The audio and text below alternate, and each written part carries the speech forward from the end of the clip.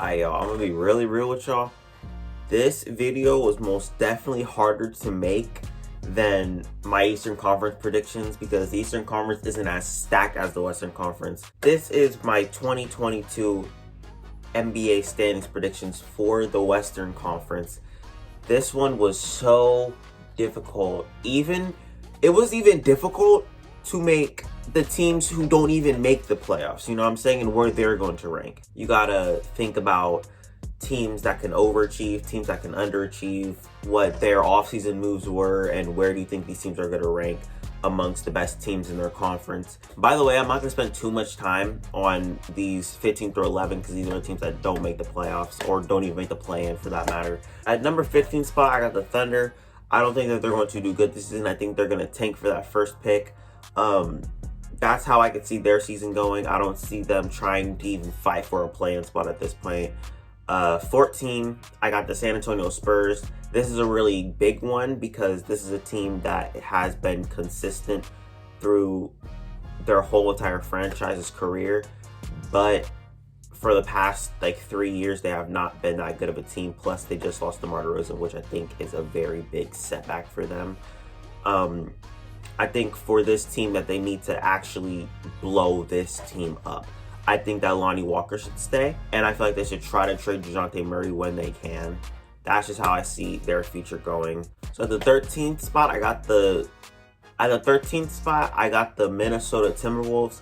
This is an actual big one, and this right here is actually very bold for me to say for them to have them this low. But it's like the teams in the NBA now are getting immensely better, you know what I'm saying? They're getting so much better, and I feel like this Wolves team is not going to be able to keep up. Obviously, this team has a bunch of stars. They have Karl-Anthony Towns, D'Angelo Russell, and Anthony Edwards, and they're possibly keeping their name in for these Ben Simmons trades. So I could see this team trying to elevate. I could see where they're going. But the fact that they didn't make any offseason moves and they decided to run it back with a team that was in the lottery who doesn't even have a first-round pick, by the way.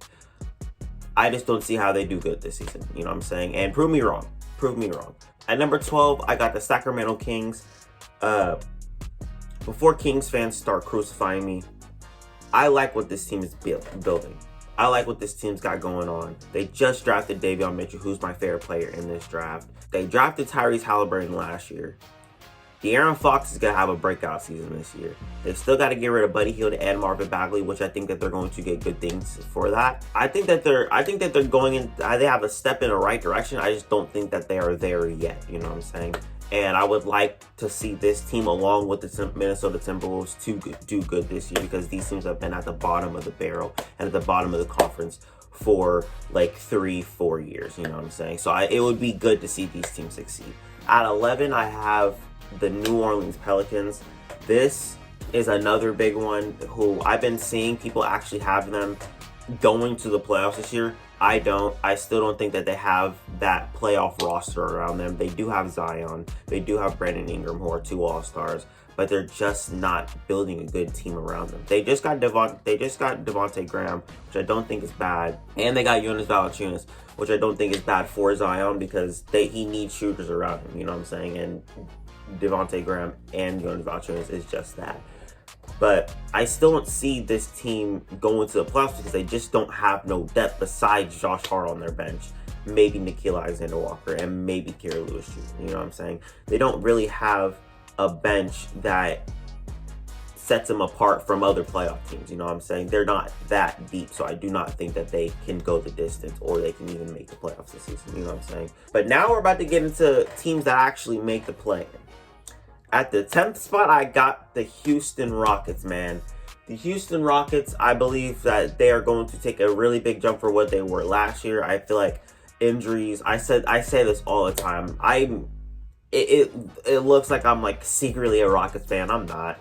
But I'm really high on this Rockets team this year solely because of Jalen Green and Kevin Porter Jr., man. These guys are going to step it up this year. Christian Wood coming back better than ever. He's been battling injuries. Jae'Sean Tate's about to have a very good second year. These guys that they have in this team that they're building in Houston is actually really underlooked. You know what I'm saying? I don't see people really talking about how good of a season they're going to have. I feel like people are just writing them out because they had the worst record in the league last year. But I feel like this team is definitely going to surprise a lot of people, and I'm buying stock in the Houston Rockets. You know what I'm saying? Before it runs out. You feel what I'm saying? At number 9, I do have the Memphis Grizzlies. This is a really big one because like I've loved this Memphis Grizzlies team for a while, and I love watching them play. But it's like they lost Jonas Valanciunas, which was a really good piece for them. Their spacing is really looking bad right now. You know what I'm saying? I don't really think that. I mean, Dylan Brooks is a shooter. Kyle Anderson's a shooter. They lost Grayson Allen, who was their best shooter on their team, might I add. And then they got John Morant, who's a pretty inconsistent shooter. John Morant's one of my favorite players in the league. He's actually my second favorite player in the league. But the facts are right there. He's just an inconsistent shooter, and he can't really shoot the pill. You know what I'm saying? But if he can work on that, I feel like he'd be an amazing I feel like he'd be an amazing basketball player, and I think he'd be probably top 7 point guards in the league. I do not see this team getting over the hump. I feel like they're going to regress from what they did last year because they lost vital pieces that helped them get to that point. And I feel like the number 9 spot is not a bad spot for them, and I feel like that is an actual perfect spot for how I think their season's going to go. Now we're actually getting into the teams that make the playoffs. Blazers fans are not going to like this, but obviously I got them at number 8. I got them at number 8 because I don't know if Damian Lillard is going to request a trade this year. That's definitely up in the air. Damian Lillard went out there after they lost to the Nuggets, and he specifically said this was not a team we should lose to. He is publicly asking the front office to get help. And what does the Blazers front office do? They go out and get Cody Zeller. You lose Zach Collins, and you go out and you get Cody Zeller. Granted, they got Larry Nance Jr., which I don't think is bad. They re-signed Norman Powell, but they lost Melo, and they lost guys that helped them get to the playoffs last year. And I think after this season, this is going to be Damian Lillard's last season as a Portland Trail Blazer. Sad to say, it was a good run. I know you're a loyal Dame, but you gotta get out of there, bro. You gotta jump off the ship before it sinks. You feel what I'm saying? And it's sinking pretty fast. So you gotta get out of there. At the number 7 spot, I got another team who I feel like is kind of sort of failing to build around their star. It's the Dallas Mavericks. Luka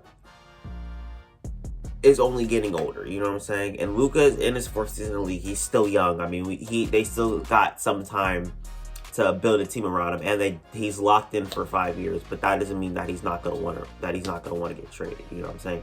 Or he's gonna not request a trade. You feel what I'm saying? They got to do something about this Porzingis situation. They got to figure something out because everyone thought that when Porzingis got traded there from the Knicks, everyone thought that this team was going to be the next like fucking Steve Nash and Dirk Nowitzki. You feel what I'm saying? They underachieved and they were very underwhelming. You know what I'm saying? And it was really bad. And I feel like people don't really place the blame on Luka as much because in that pick and pop situation, Porzingis should be feeded the ball. I've seen numerous of clips of them trying to do a pick and pop situation and then Luka trying to take on 2 guys at once going to the rim. And Porzingis is just sitting at the top of the key just waiting for the ball and just like, what the fuck? So I can understand why he is very frustrated with his role and why he is quote-unquote jealous of Luka, you know what I'm saying? But it's either fix the situation or ship him the fuck out. Because, I mean, I'm not trading Luka Doncic. I mean, who the fuck would want to trade Luka Doncic over Kristaps Porzingis? It's either y'all need to fix y'all's chemistry and y'all need to fix y'all's situation or ship this man the fuck out. Because at this point, Luka's not getting any younger. And we need this team to go farther than the first round of the playoffs. You know what I'm saying? Because they can't get past the Clippers. They can't get past the goddamn Clippers. And it's not really looking good for them. So I think the number 7 spot is perfect for them. And I don't think that they get out of the first round again for a 3rd year in a row. And I feel like that will wake the Mavs front office up. And I feel like that is when Luka and his team is going to elevate during the 2022 offseason. I feel like that's what they're looking forward to, you know what I'm saying, with bigger names. At the number 6 spot, y'all saw in the thumbnail, I got the Los Angeles Clippers. They're not going to have Kawhi Leonard for a fat chunk of the season for a torn meniscus. But I've seen Paul George carry the load. And I feel like he is most definitely going to be better than what he was last year. He's going to prove even more people wrong. I believe people are going to be looking at Paul George differently than what they were looking at him in the bubble or what they were looking at him in the Western Conference Championship when he missed 2 fucking free throws twice in 2 separate games. I've seen Paul George carry the load before. He did it when Kawhi Leonard was down in the playoffs, and he actually reached the Eastern Conference Finals by beating the Jazz 2 times in a row, 1 at home and 1 on the road, to close the series out. They won 4 games in a row. And it's like, that's not no coincidence, you know what I'm saying? And he took the Suns to 6, which I don't think is bad at all for the team that was around Paul George, you know what I'm saying? I believe that this team is still good without Kawhi Leonard. Obviously, I don't think that they're a top 5, top 4 team in the conference without Kawhi Leonard. That's why I got them placed at 6. Paul George is going to have a good season. Their team is not going to underachieve. Their team's going to be perfectly placed at number 6 because Paul George is that guy. And I need y'all to realize that Paul George is that guy. And he's been that guy for his whole entire career. At the number 5 spot, I got the Golden State Warriors. Klay is coming back. Curry's about to have an MVP season. Draymond Green, these guys playing together is going to be a treat to watch. I loved watching them back when they were doing their thing, bro, back during their Warriors dynasty days. But seeing these 3 back on a court offensively together is about to be a treat to watch. Not to mention, you got guys like Andrew Wiggins, and you got guys like James Wiseman who are going to be coming back better than ever. You know what I'm saying? And this team is dangerous. This team is good, and I do not see this team doing bad whatsoever or underachieving. You know what I'm saying? Because Klay's gonna come back as Klay Thompson. You know what I'm saying? For the people who are trying to say that Klay Thompson's not gonna come back for who he is, his play style is not going to change whatsoever. It's not like he's an athletic type player who's not going to be able to have the bounce that he normally has because a torn Achilles and a torn ACL, you know what I'm saying? The way that he plays isn't going to be affected by his injury. He's a catch and shoot guy. He doesn't need to dribble the ball to put the ball in the hole, you know what I'm saying? He's just that type of guy. He scored 60 points on 4 dribbles, 14 threes in a game, 11 threes in a playoff game. Game 6 Klay. I mean, these breakout games that he's had has not been him getting to the rack and dunking on folks, you know what I'm saying? Getting to the rack, doing acrobatic moves, you know what I'm saying? That's not who Klay Thompson is. He is a pure catch and shoot guy, and that is why I feel like he's going to come back low-key better than he normally was, you know what I'm saying? I don't think he's going to miss a beat. And that's the sole reason why I feel like the Warriors are going to do better than what they did last year, because obviously this team is better than last year. This Warriors team is good, and I feel like number 5 is a perfect placement for them. I feel like this video is getting a little bit too long, so I'm probably going to kind of speed it up a little bit. But number 4, I got the Nuggets. Denver Nuggets, man. Michael Porter Jr. is about to have a breakout season. Jokic, reigning MVP. He's going to show people why he should have been MVP, you know what I'm saying? So the fact that Nikola Jokic still has a chip on his shoulder after winning MVP just goes to show that he's going to have a good season. Jamal Murray is going to be coming back. And I don't really see how they do bad because they're still a good team at the end of the day. They got pieces. They did lose Paul Millsap, which I feel like could hinder them in a way. I don't really know how it will hinder them. But they have a bench. They have their stars. And I feel like 4 is a really good placement for them. At the number 3 spot, I feel like it was a little too hard to, separate these 2 teams and which team's going to do better than the other. But I feel like it ultimately came down to chemistry and team depth. And that's why I have the Suns at number 3. The Suns just came off a finals run. I don't think that this team is going to be bad. People think that Chris Paul is going to regress. I don't think Chris Paul is going to regress. I think he's going to be as good or better than how he was last year. Chris Paul just ages like fine wine, man. Chris Paul is just one of the best point guards of all time. People need to realize that and realize who the hell he is, because I saw a tweet that said the notion on Chris Paul from last offseason to this offseason has changed. It did a full 180. And I'm surprised it really did, because he lost one finals. He lost one finals team. He lost the only finals team that he was a part of. And he didn't really perform well, you know what I'm saying? But, I mean, it is what it is. They just got their backup center in JaVale McGee.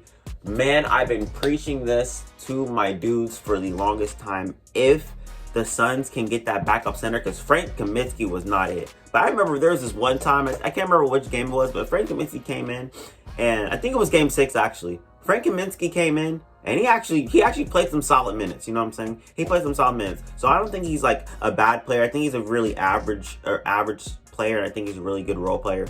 But I don't think that he's a better role player than JaVale McGee. I think from Frank Kaminsky to JaVale McGee, I feel like that was a really big upgrade, you know what I'm saying? By no means I think this team's gonna go back to the NBA Finals, because there's one team in the West that I don't think anyone's gonna fucking beat. Enough with the Suns. I want to talk about the number 2 spot, and that's the Utah Jazz. Their team got better than what they were last year. They have some of the best chemistry and some of the best ball movement I've seen in basketball today. And they got Eric Paschall, they got Rudy Gay for their bench, and they got that guy who can play small ball for them in the backup when Rudy Gobert's not out, you know what I'm saying? Or when Rudy Gobert's out, you feel what I'm saying? He's a really good defender. I think he's an above average defender in my opinion. And he can defend, I feel like he can defend centers. He is 6'8", but I feel like he can defend centers. And I feel like that would be a very good thing to have with this team, because that was the one team's flaw going into the offseason. And I feel like now that they don't have that flaw anymore, I feel like they're going to be a really good team. Again, I don't think this team is going to make the NBA Finals, but this team is actually really good and better than what people think it is. But at the number 1 spot, I got the Lakers. I don't really need to say shit. I actually want to keep pumping out videos for you guys, man. Because I know I've been a little bit busy, and the videos have, like, you know, they've gone down a little bit, and like I haven't been uploading as much. I haven't been as consistent as much. But I'm definitely still going to be trying to pump out as many videos for you guys. And I actually just got an Xbox. I just bought an Xbox Series S, finally. Fucking took me a goddamn 10 months to get a new console, but I'm actually gonna get 2K. Just gonna get 2K, and I'm actually kind of planning on making videos for 2K. I don't know if y'all would want to see that, but that's what I got planned, and that's what I feel like I want to do, so I might actually start doing it. I don't know what videos I'm gonna be making. I don't know what game mode I'm gonna be playing. I might fucking play all of them, who knows. But that's all I got for y'all today. I'm out, dude.